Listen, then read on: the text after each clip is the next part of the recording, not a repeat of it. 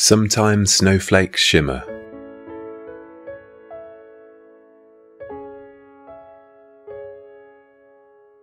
The concept of attraction is embedded in the human condition.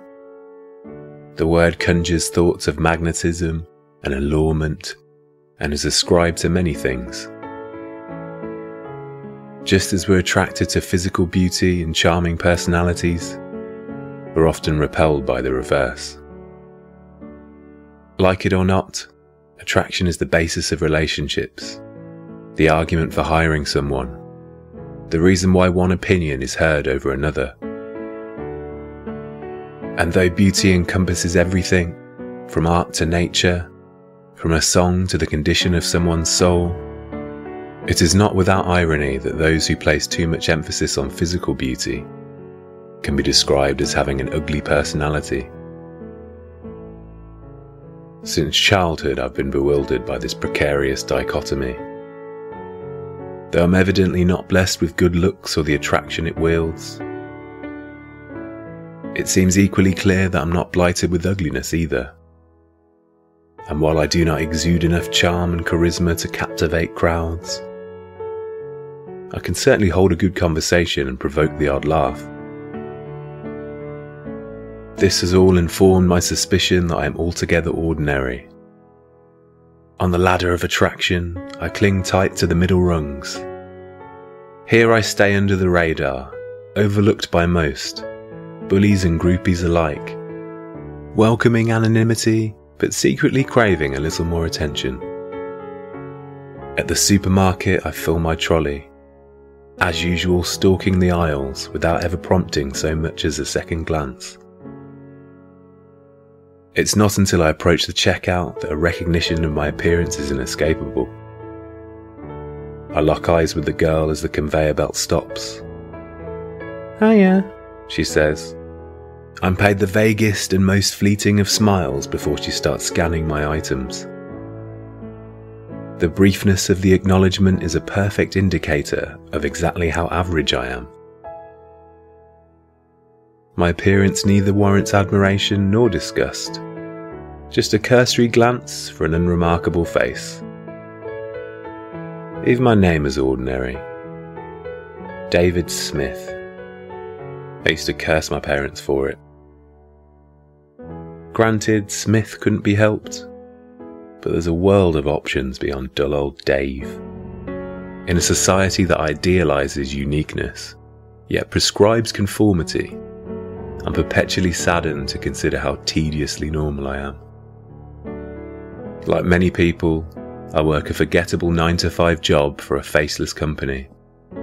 My haircut, short back and sides, is a commonplace affliction.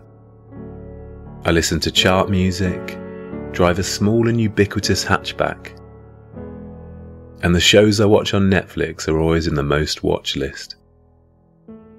If I were forced to fill a string of surveys for my age demographic, I'd no doubt discover that my behaviour and preferences are about as typical as one could find. I often feel like a pigeon who longs to be a peacock, or a sheep who's envious of the border collie ushering him into his pen. As someone uninterested in unusual pursuits or quirky hobbies, I elect to spend many of my evenings working out in a large generic gym situated on the high street. According to the application on my phone, I'm an average user, 3 to 5 times a week. And as usual, I head here as soon as I've put my shopping away. Predictably, the building is packed during this peak period, but I find a stationary bike at the end of one row and start pedaling. The woman beside me is taking it seriously, panting loudly as she cycles in a hurry to nowhere. She hops off her bike 20 minutes later and wipes the machine down. Something glimmers at me from the console. I look closer and notice that it's a ring. I dismount to pick the item up and find her on a nearby cross trainer. "I think you left this," I say, holding it out. She places a hand on her chest. "Oh God, thank you so much." 2 days later, I turned to the bike section in the gym, and again I noticed the woman huffing on the one beside mine. I return the smile she pays me and commence my typical workout. The following week it happens again. She joins me on the same row, and we share the same smile of recognition. But it's not until I return on Thursday that she acknowledges the unlikely recurrence. "You again," she exhales with a smile. "Great minds think alike," I say, immediately annoyed by my own tedious response. After 3 full weeks of us sharing this routine, I start to wonder if she's repeating it on purpose. Though my gym sessions have always started on the bike, only now are they accompanied with conversation.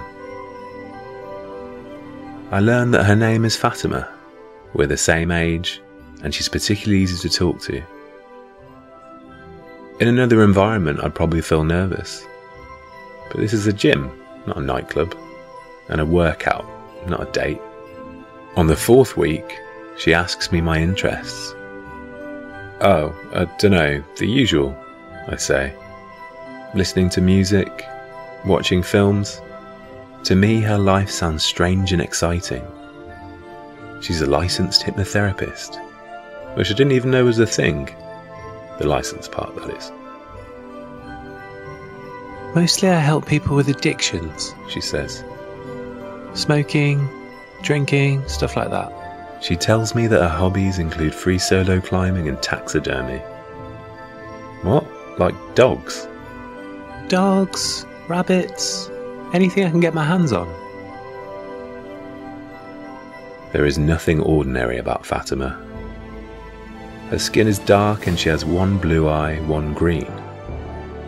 She only listens to music with foreign lyrics, preferring to have no idea of the words being sung, and reads novels I've never heard of, opting for indies of obscure genres. She uses unfamiliar streaming services that require a VPN, and hasn't watched a single film that came out in the last 2 decades. At first, I think her interests are affectations, the kinds of things people profess to liking when they want to appear edgy or different. I've since learned that she's simply odd, in the best possible way. Discovering how my new acquaintance utilises her free time seems to highlight how much of mine is wasted. At home, I trawl senselessly through social media, jealous of near strangers who are all apparently living their best life. I see sculpted physiques and beautiful faces, myriad forms of art or music projects, countless examples of lives more enriched and interesting than mine. Then when boredom sets in, I turn to Netflix and let the algorithm decide what I watch before bed. Lately I've been having trouble sleeping though. It seems ridiculous to stress over an existence devoid of genuine worries, to lament living too uneventful a life, but whiling away the hours with such unvarying repetition, understanding that all my activities and aspirations are shared by so many other people, has started to engender a raw kind of apathy, a listlessness that turns to angst when my head hits the pillow. What's the point? I think to myself as I toss and turn in bed. If I die tomorrow, what distinct impression would I leave behind? If your only purpose is to occupy a space that so many other people could fill for you, why bother? In primary school, I remember a teacher once suggesting that people are like snowflakes. The term has now changed to mean delicate or easily offended. But back then it was a metaphor for individuality. No two snowflakes are identical, and the same could be said for us. I remember marvelling at the observation, appreciating that these tiny crystals each had their own minor variations, instilled me with a sense of soothing optimism. That sense has faded now. Who cares if snowflakes differ somewhat on the micro level? They basically all look alike. And when they accumulate into a big heap of snow, all those differences are invalidated completely. I'm a snowflake, and my ordinary world is a big heap of snow. Consistent, homogeneous, indecipherably singular. I start to look forward to my gym sessions with Fatima more than I care to admit. On days without her, my bike rides seem to last infinitely longer.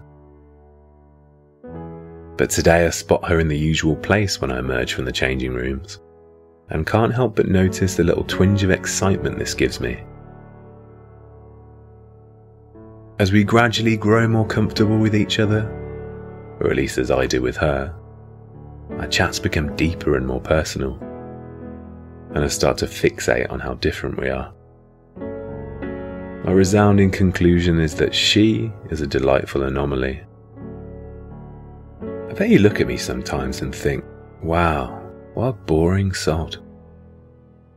Definitely not, she says without hesitation, to which I pay her an incredulous smile. No? She sighs.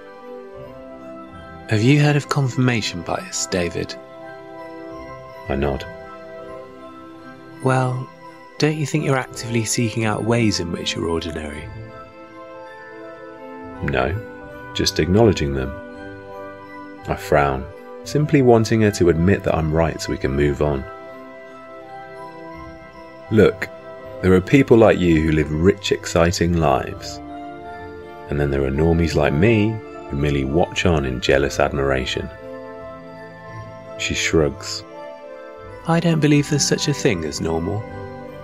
Nonsense, I say. I'm living proof. She slows her pedalling and turns to lock eyes with me. Have you heard the story about cockpit design in the US Air Force post-World War II? No, but I think I'm about to. I've recently learned that Fatima adores telling historical stories. She grins. Well, in the 40s, the American Air Force had a serious problem. Their pilots kept crashing, and they couldn't understand why. Eventually they realised the issue was the unsuitability of the cockpit. So in 1950, they measured thousands of pilots on well over 100 dimensions of size, from thumb length to crotch height. I raise an eyebrow. Is this your idea of flirting? She giggles. They then calculated the average of all these measurements. Surely from this they'd be able to design a better fitting cockpit for everyone, right? I want to say yes, but I'm certain you're going somewhere with this. You know what they figured out? Enlighten me. There's no such thing as one size fits all. From the thousands of people they measured, no one was average. Some had longer arms than the norm, but shorter legs, or a larger chest but smaller hips. They realised that if you try to make something fit the average person, funnily enough, you've made sure it fits nobody.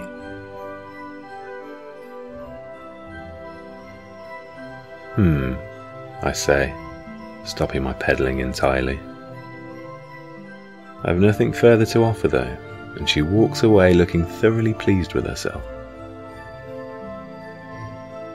For the second time in a month, I notice she's left a ring, a different one from before, on her bike. Again she's moved over to the cross trainers. I climb onto the one beside her and wave the ring in the air. She takes it from me and groans. I need to start leaving these on, she says, before sliding it onto her finger, which is already well covered with similar adornments. Thanks. Again. Big fan of gold jewellery, eh? I'm Arab. Arab women love yellow gold. Is it also common for Arab women to have blue or green eyes? I ask, still not quite over our previous disagreement. Well, actually, in the part of Morocco that I was born, it's not uncommon. How about one of each? She smirks. Ah, you noticed that. Why are you so keen to prove me wrong? I'm ordinary, you're not. You should enjoy your uniqueness. Fatima laughs. Being different isn't always a good thing. She pauses contemplatively. When I first started school in the UK, all I wanted to do was fit in with the other kids. But I was teased constantly, for everything. The way I looked, the lunches my parents packed for me. Kids are vile. Did you ever have that problem? The complete opposite, I say with mild vindication. I faded into the background. Sometimes I used to wonder if anyone even knew I was there. Revisiting this memory feels slightly painful, I suddenly realise. And when I reflect on it later at home, I'm annoyed at myself for admitting something so uncool. Although I scarcely know what I could do to achieve this, I have a bizarre urge to impress Fatima, to show her that I can be a fun person to be around. The next day my cycling friend dispenses with any pretense of small talk when I join her on the bike. I say hello and await what interesting comment she's about to hit me with. She's yet to disappoint. This time she turns to stare at me for a moment. You have a very symmetrical face, David. Do I? Yes. I've noticed that whichever side I look at you from, your profiles are identical. Your eyes, your ears, your mouth, they're all uniform and perfectly level. Sounds like another way to say that my face is boring, I say. Why does your mind instantly go there? I think it's a rather attractive quality. Attractive? I feel myself blushing. Yes, compare it to mine. Fatima turns side on and touches her brow. Even forgetting the difference in colour, do you see how this eye is slightly higher than the other one? She points to her nose and faces the other way. This nostril is more rounded, and this cheekbone is more pronounced. I shake my head. I don't see it. Come on, I'm so uneven. Depending on which side you approach me from, it's like looking at two different people. You're just fishing for compliments. The complete opposite, she says. I'm acknowledging my flaws. I think it sounds like you're forcing me to point out how strikingly attractive you are. Not that you don't know it already. I feel my heart rate increase as I say this. Am I flirty? It's too embarrassing to contemplate. She's out of my league. Fatima, my eyes are a mundane brown, while yours practically leap out from your face. There's much beauty in symmetry, David. Now I know I'm blushing. Well, I'm glad you think so. When I returned home that night, I met with friend requests from her on Instagram and Facebook. I immediately compare our pages. She has considerably more friends and followers. Her photographs show her in a range of interesting settings. My most impressive pictures are from humdrum lads' holidays. Zante, Marbella, Ibiza. But Fatima is tagged in weird and unfamiliar festivals, snaps snowboarding and climbing mountains in God knows where. Once again, I'm forced to reflect on my relative banality. Fatima has commented on your photo. I'm notified an hour after accepting her request. I check the picture.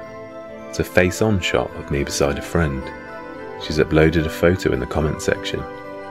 A cropped version showing only my face. The caption says, "Facial symmetry breakdown," and overlapping the image is a cross-section. It intersects my face, apparently to express the balance. I chuckle to myself. I don't know who else would have left such a comment. It's unashamedly Fatima. While anyone else might have been self-conscious, I realise she probably couldn't care less about how it might be perceived. A few minutes later, I receive a text from the friend in the photo. "Who's that Fatima babe?" it says. "Sounds like she's well into you." I ignore the message, certain he's mistaken. I'm imbued with confidence though when I find her on the bikes 2 days later. Cheers for the strange comment on Instagram, I say, attempting to sound casual. I was just trying to make a point, She replies, slightly defensive. Is she blushing? No, I get it. I guess I should just take the compliment. She smiles. You should. I'm emboldened now. Perhaps my friend wasn't totally misguided. Hey, are you doing anything tomorrow night? I don't suppose you'd fancy going for a trip. Sorry, I'm busy tomorrow, She says abruptly, and my heart lurches, feeling horribly weightless for a moment. Oh, that's okay. Sorry, I mean, you could join me at the thing I'm doing. I smile, trying to suppress my intense relief. Yeah? What's that then? Have you ever given blood? I have actually. Last year a van came to our offices. Oh, good. She nods at the window.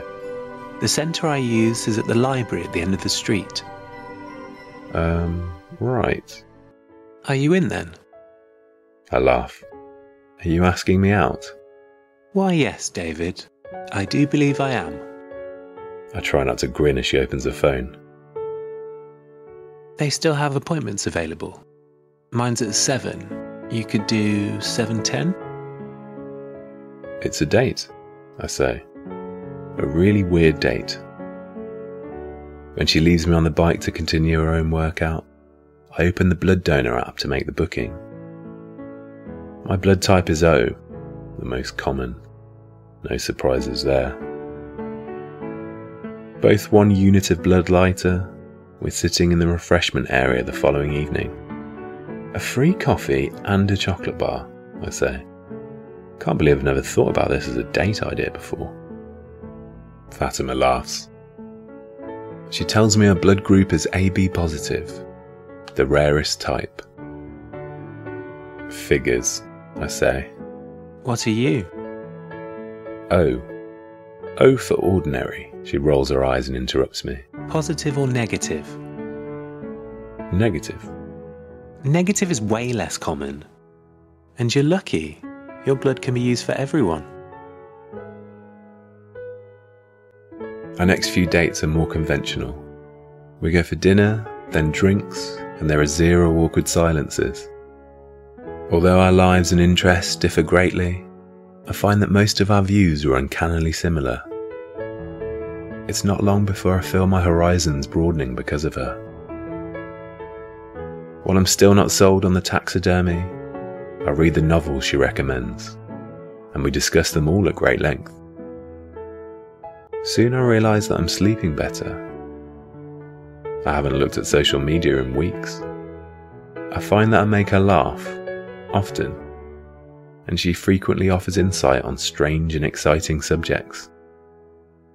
Sometimes I even surprise her with a weird fact of my own. Most of all though, she makes me feel far from ordinary. Perhaps I am still just one snowflake in a big heap of snow. But now and then, if you pay close enough attention, and the light reflects it in just the right way, you'll notice a sparkle. Sometimes snowflakes shimmer. In a world that often seems so samey and boring, one person can open your eyes to all the beauty you've been missing.